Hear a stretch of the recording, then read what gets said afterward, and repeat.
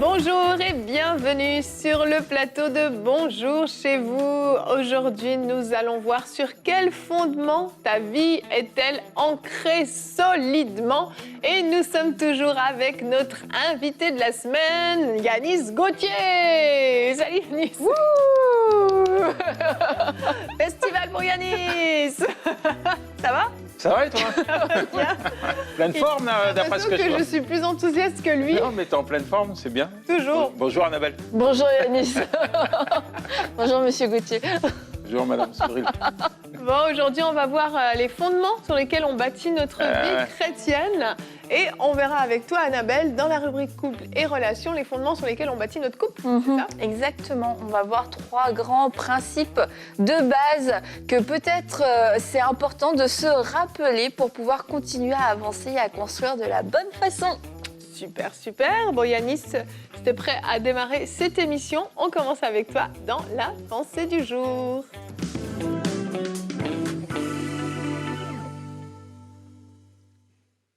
L'appui le plus solide.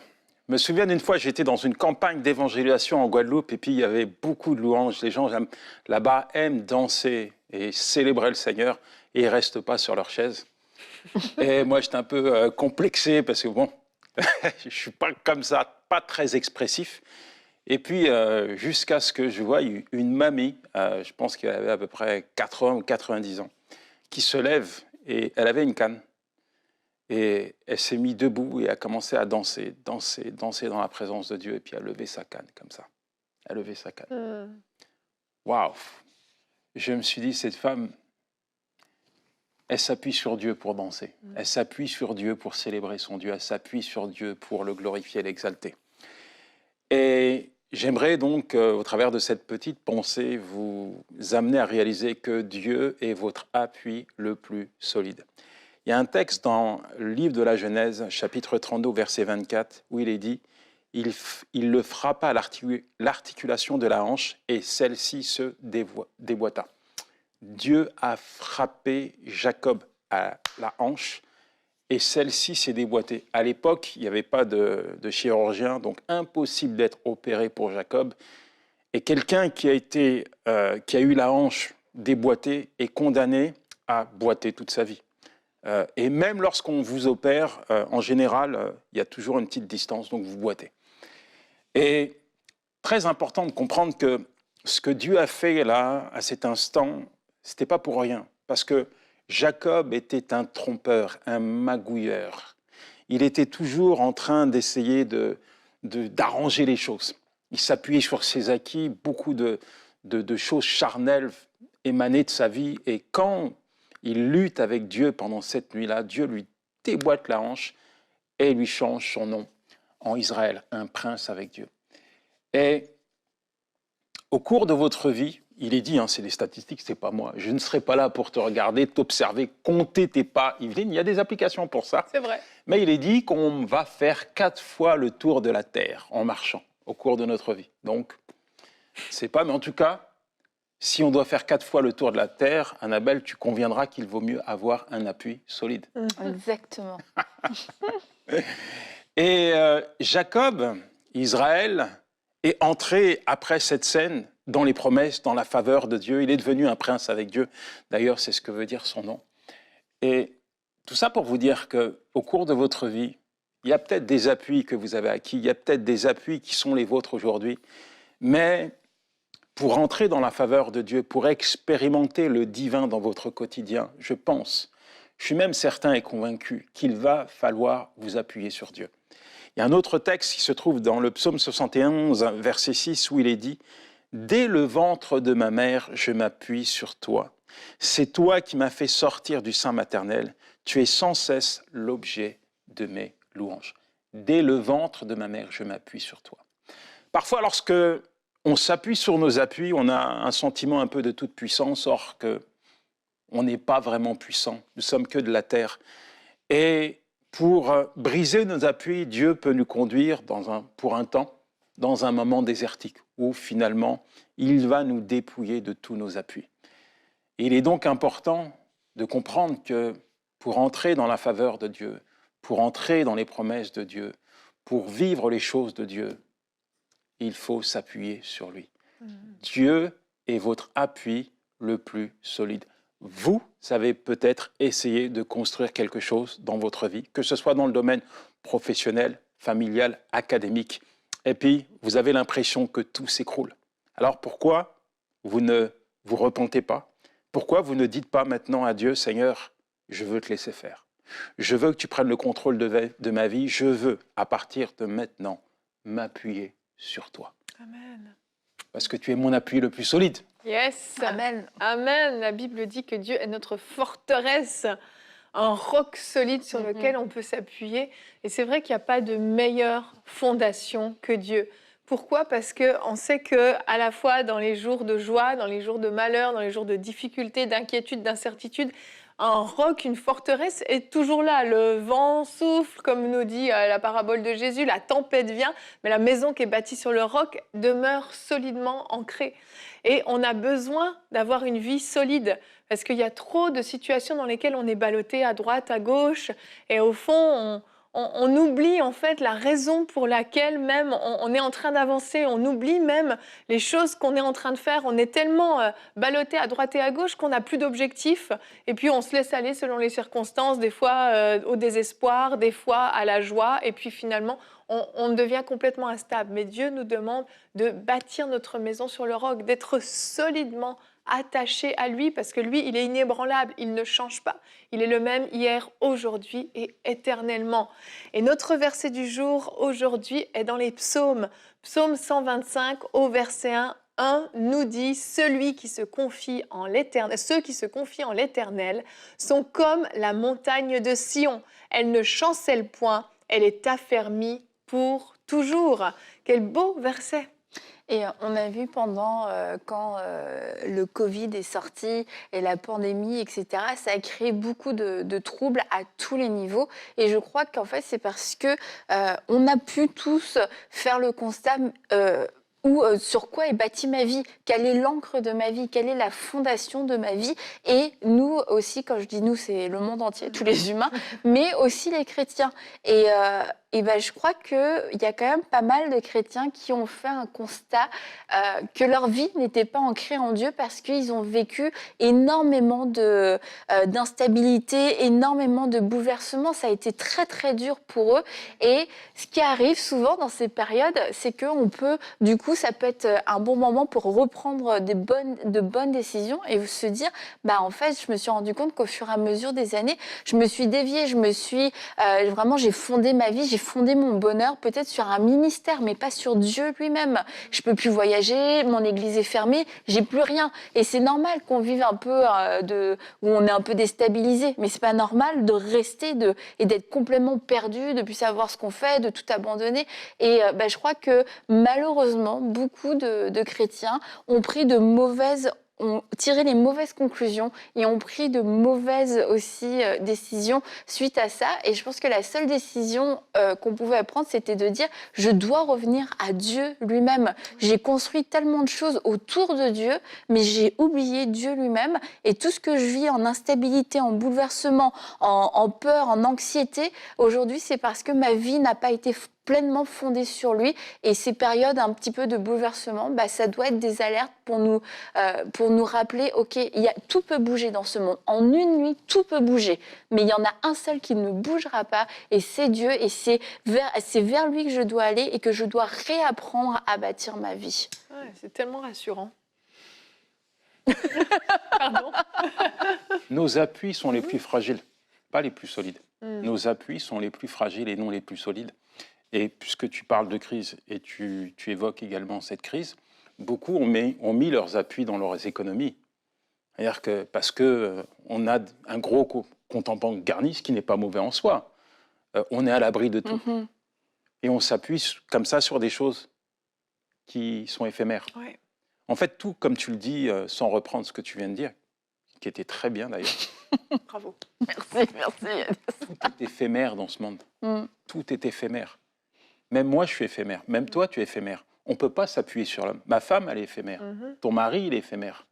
EMCI, c'est éphémère. Ouais. Mais la parole de Dieu, elle n'est pas éphémère. Amen. Dieu n'est pas éphémère. Voilà pourquoi aujourd'hui, il est important pour nous, pour toi, pour moi, de s'appuyer sur Dieu. Non, C'est vrai. mais c'est un bunker. Mhm. Se reposer dans les bras de Dieu, c'est un abri Mm. le plus sûr. Mm, mm. C'est l'appui le plus solide. Et on ne peut pas trouver épanouissement, repos, stabilité si on a des mauvais appuis. Mm, mm. La Bible nous dit que si c'est pas l'Éternel qui construit la maison, celui qui bâtit en vain. Et on peut perdre toute une vie à bâtir en vain, mais à s'épuiser, à être dans l'activisme, à se dire mais comment est-ce que on peut me dire aujourd'hui j'ai pas les bonnes fondations parce que j'ai l'impression que je suis en train d'avancer, j'ai l'impression que je suis en train de faire des choses, mais c'est de voir aussi quelles sont mes motivations, puis quel poids ça va avoir dans l'éternité et qu'est-ce que je vais avoir à présenter à Dieu. Est-ce que c'est des choses qu'il m'a demandé? Est-ce que c'est des choses qui venaient d'une obéissance à sa parole? Ou alors est-ce que je suis juste en train de bâtir, de courir après le vent, après tout un tas de choses éphémères? Et notre vie sur la terre est comptée et c'est important qu'on puisse se dire le peu de temps que j'ai sur cette terre, dans ma vie éphémère, qui n'est qu'une vapeur, je veux vraiment faire ce qui compte, je veux vraiment faire ce qui est important. Oui. Dieu en tout et avant tout. Mhm. Ah, c'est beau ça, Yanis. Dieu en tout et avant tout. Mais c'est vrai. Et le reste suit. C'est sage de mettre un peu d'argent pour sa retraite. C'est sage d'acheter une maison. C'est sage de préparer un petit peu tout ça. Mais le plus sage, c'est de prendre Dieu comme appui. C'est ça, c'est qu'en fait, c'est extrêmement rassurant d'avoir Dieu comme appui, d'avoir Dieu comme bunker, comme forteresse, on peut l'appeler comme on veut. Mais c'est hyper rassurant parce que, comme tu dis, le fait que lui ne bouge pas, ne change pas, bien, il peut se passer tout un tas de choses autour de nous, nos circonstances peuvent évoluer, et certains d'entre vous, peut-être, votre couple est en train de partir complètement à la dérive, ou vos enfants qui étaient tellement sages, tellement dociles, sont en train de vous glisser entre les doigts, et ça fait peur, ça fait réellement peur.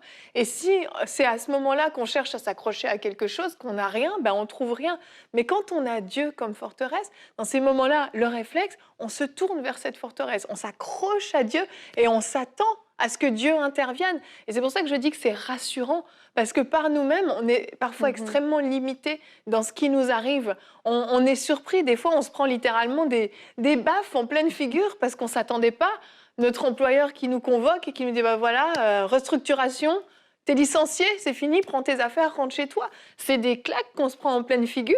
Et si on n'a rien sur quoi s'appuyer, c'est extrêmement déstabilisant. On a besoin de pouvoir compter sur Dieu. Le but de cette émission, c'est de vous encourager à, en tout temps, vous reposer sur Dieu. Pas juste quand le malheur frappe, aller chercher quelque chose, mais en tout temps, que vous soyez cette personne ancrée solidement sur Dieu, ancrée solidement sur sa parole, avec la certitude que quoi qu'il arrive, il est là. C'est comme un enfant. C'est tellement rassurant pour un enfant de savoir que s'il tombe, il se blesse, je ne sais pas, au genou, il pleure, il y a maman ou papa qui va arriver, qui va mettre un pansement, qui va soigner, qui va faire un câlin. C'est hyper rassurant parce que l'enfant a l'assurance que ses parents sont là en tout temps. Et il s'appuie sur ses parents, il fait confiance en ses parents. Parfois, on manque de confiance en Dieu, on doute de sa présence dans nos vies, on doute de sa capacité parce qu'on regarde simplement à ce qui nous arrive, mais qu'on puisse vraiment plonger nos yeux dans la parole de Dieu. Il n'y a rien de mieux pour s'ancrer solidement, pour avoir des fondations solides, que de méditer la parole de Dieu, d'y découvrir la fidélité, l'amour de Dieu, la toute-puissance de Dieu, pour avoir cette assurance que dans les bons jours comme dans les mauvais jours, Dieu sera avec vous. Et Annabelle, on va enchaîner avec toi. On va voir les fondements d'un couple solide, parce que ça aussi, ça se bâtit avec de bonnes fondations. Donc on enchaîne avec la rubrique, avec notre spécialiste des couples. Spécialiste des couples. Annabelle, dans la rubrique couple et relations. Alors oui, nous allons revoir ensemble 3 fondements de base pour construire un couple solide. Et les fondements dans le couple, c'est comme dans tous les autres domaines de notre vie, les fondements n'empêchent pas les tempêtes, mais les fondements nous permettent de tenir à travers la tempête. Et ça, c'est vraiment important de s'en souvenir, se dire je suis en train de construire, c'est pas magique dans le sens il y aura pas de tempête, mais c'est parce que je sais qu'il y a des jours mauvais qui arrivent, des jours qui seront plus difficiles. Et comment allons-nous tenir? Nous allons tenir parce que nous aurons fondé notre couple sur de bonnes fondations. Alors, 3 fondations qui sont très simples, mais qui sont non négociables et qui sont extrêmement puissantes. La première fondation, ça va être l'amour, bien entendu. L'amour, première fondation dans un couple. Et je vais vous lire ce verset dans Jean 13 au verset 34. « Je vous donne un commandement nouveau. Aimez-vous les uns les autres, comme je vous ai aimé, vous aussi, aimez-vous les uns les autres. » Et quelquefois, on prend ces versets sur l'amour pour nos relations fraternelles, dans l'église, etc. Et on oublie de les appliquer dans le couple, là où l'amour devrait être la base. Et peut-être vous allez me dire, mais nous, Annabelle, on ne s'est pas mariés par amour. Ça a été un concours de circonstances.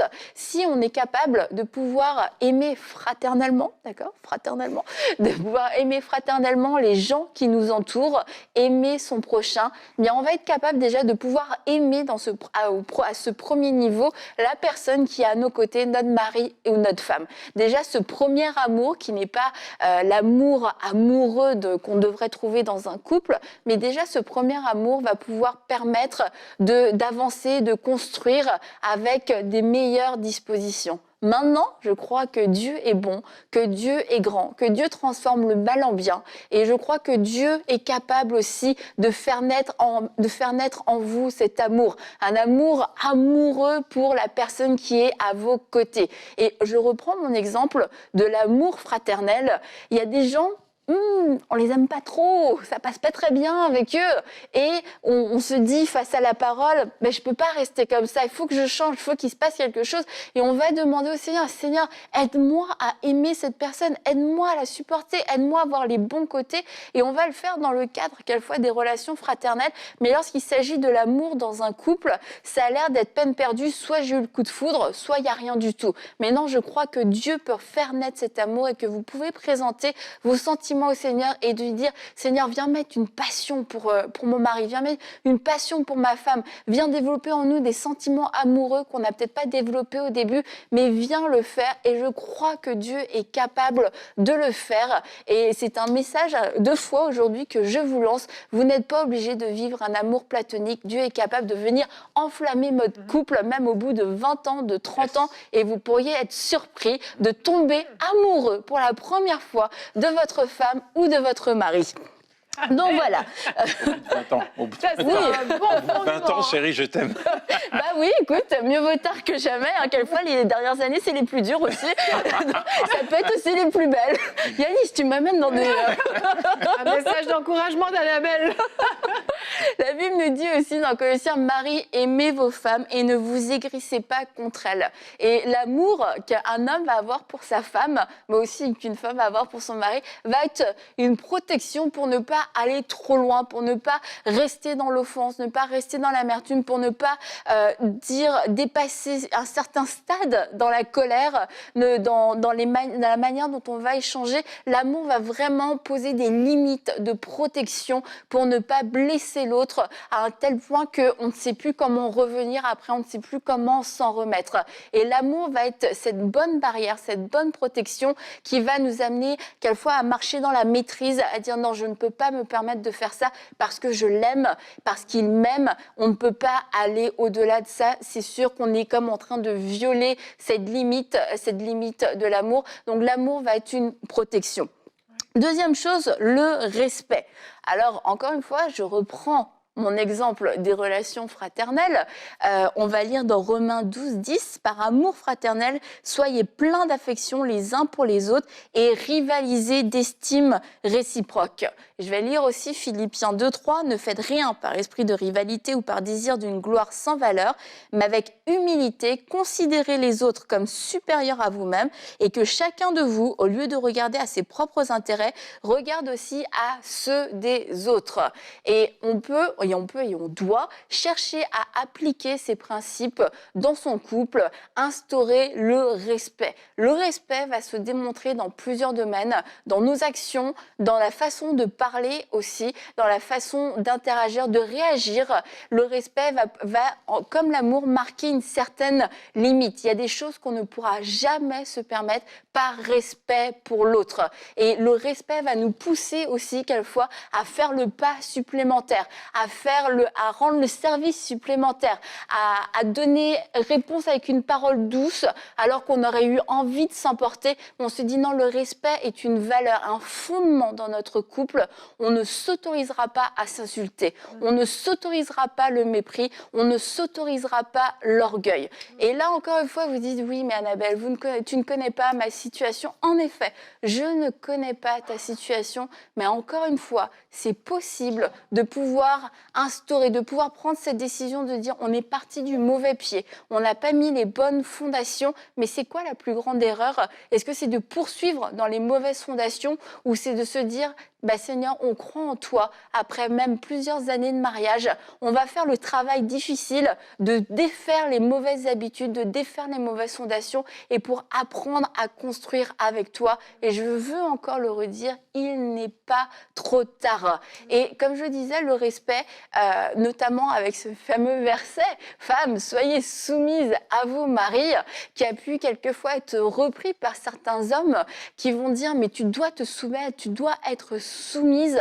Et du coup, c'est une porte ouverte chez certains hommes pour manquer de respect à leurs femmes, pour ne pas les respecter en tant que personne, pour ne pas les respecter.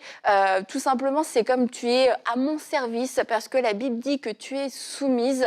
C'est un manque de respect et la Bible dit « Femmes, soyez soumises » comme il convient dans le Seigneur. Et la violence verbale ne convient pas dans le Seigneur. La violence physique ne convient pas dans le Seigneur. L'exploitation, le mépris ne convient pas dans le Seigneur. Donc on ne parle pas de cette soumission excessive dans laquelle un homme va manquer de respect à sa femme. Et à l'inverse aussi, enfin à l'inverse dans l'autre sens, un homme qui ne se sent pas respecté, un homme qui se sent attaqué dans sa masculinité, attaqué dans son identité d'homme, de mari, d'époux, peut devenir, ça va faire ressortir le pire de lui-même. Alors mesdames, je vous encourage à vous aussi faire cet effort de respect envers votre mari, lui donner le respect, agir avec respect et ne pas attendre qu'il mérite, qu'il gagne le respect, mais de vous dire le respect fait partie de notre mariage. Je n'attendrai pas que tu fasses ta part pour faire la mienne, je vais marcher dans le respect. Je décide de manifester le respect à travers mon attitude, à travers mes paroles. Et tout ça, ça peut paraître, Annabelle, encore une fois, tu vis au pays des bisounours. Mais sincèrement, non, je ne vis pas au pays des bisounours. Mais si chacun décide de faire sa part sans attendre que l'autre mérite le respect, que l'autre mérite l'amour, ça va engendrer un changement, ça va provoquer un changement. C'est une semence pour l'autre, une semence pour votre foyer et il y a quelqu'un qui doit commencer et si c'était vous qui commenciez à faire la bonne chose. Et mon dernier point, c'est la grâce. La grâce parce qu'un couple, c'est deux personnes, donc c'est beaucoup d'imperfections en seulement deux personnes. Et on a besoin de grâce l'un vis-à-vis de l'autre. Il n'y en a pas un qui est parfait, puis un qui est nul, un qui est raté. Non, les deux sont imparfaits. Les deux, nous sommes imparfaits. Et nous avons besoin de manifester de la grâce et de pouvoir nous pardonner réciproquement, de pouvoir soutenir l'autre dans ses faiblesses, de pouvoir croire le meilleur de l'autre, de pouvoir apprendre à pardonner lorsque l'autre a fait quelque chose qui nous a blessés, qui nous a déçus. Parce que la vie de couple, c'est pas une vie où l'autre va tout faire parfaitement et où je ne serai jamais déçue et moi aussi je vais faire des erreurs, alors je dois prendre ces décisions, je dois marcher dans la grâce, je dois prendre ces décisions que je ne retiendrai pas l'offense et que j'appliquerai ce principe de la grâce chaque jour de ma vie. Ce ne sera pas forcément pour des grandes choses tous les jours, je vous le souhaite en tout cas, mais chaque jour dans un couple, on a quelque chose à se pardonner. Chaque jour dans un couple, on a besoin de manifester de la grâce et on a besoin besoin aussi de recevoir de la grâce.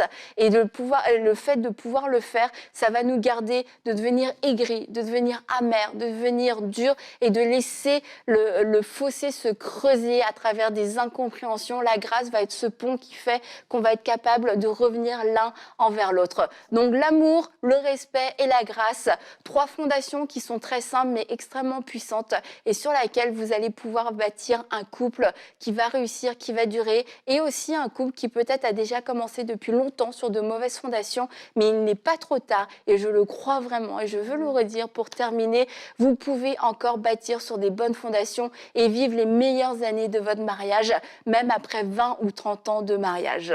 Merci Annabelle. Et s'il y a des célibataires qui nous écoutent, j'espère que vous avez pris des notes. C'est extrêmement important. L'idéal, c'est de partir bien dès le début. Après, si on ne l'a pas fait, effectivement, c'est génial parce qu'on peut toujours rectifier. Dieu est bon et la grâce de Dieu est là. Et il y a des couples qui sont restaurés de façon absolument surnaturelle et c'est magnifique de voir ce que Dieu fait.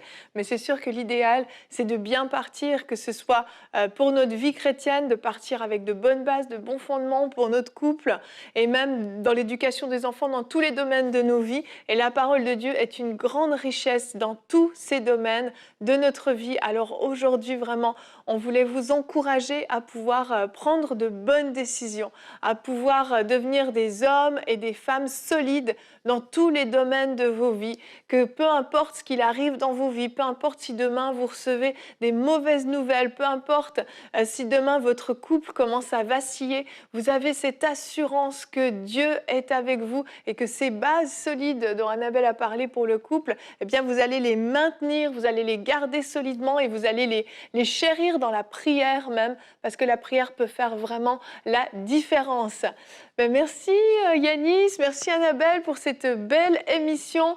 Vous savez désormais comment bâtir votre vie de manière solide et on vous encourage une fois encore à pouvoir bâtir votre vie vraiment sur des fondements solides qui sont prescrits dans la parole de Dieu.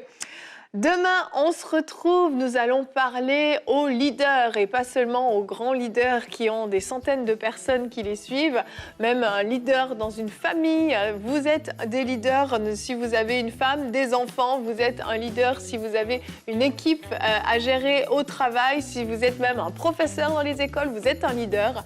Eh bien demain, notre thème sera comment être un leader selon le cœur de Dieu. Et Yanis, tu seras avec nous, rubrique conseil du coach demain, comment être un leader qui suit Dieu. C'est un beau programme qui nous attend demain, alors on vous attend. On se donne rendez-vous demain. Bonjour chez vous.